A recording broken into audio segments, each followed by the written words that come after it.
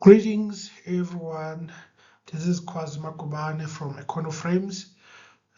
We are starting a series called Principles of Economics. It's going to be just brief videos that gives us insights into basic principles of economic thought. The first principle we are covering today is called people face trade-offs. So what do you mean by people face trade-offs? It means that what we want to do is unlimited, but the time we have to do everything we want is limited. So take a student, for example. The student can stay up the whole night and study. They can watch Netflix, or they can go to the gym, or they can sleep, but they cannot do everything at once. The more you spend your time studying, the more you are spending less time having leisure or doing extracurricular activities as well.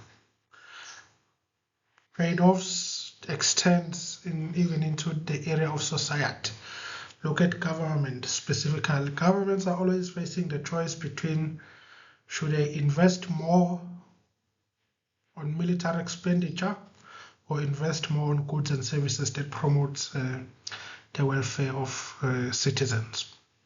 The more you invest on military, you have a well-secured country, but the people are hungry.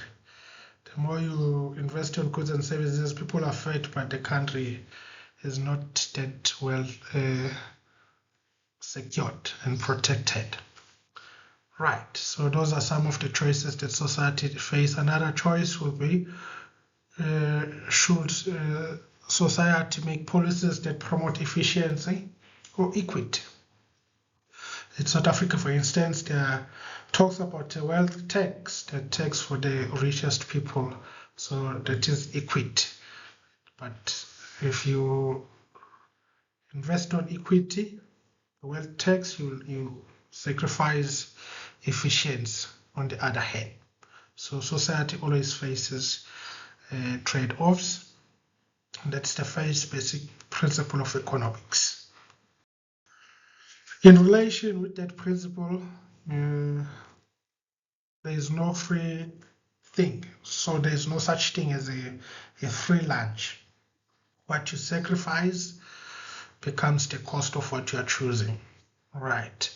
If a student does leisure activities, watching Netflix and so on, the cost of that is the hours you could have spent studying.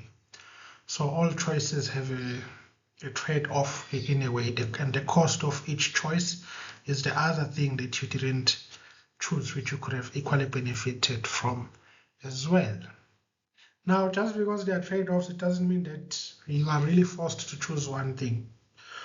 You can find an optimal balance between studying and leisure. You can find an optimal balance between military expenditure and expenditure on goods and services.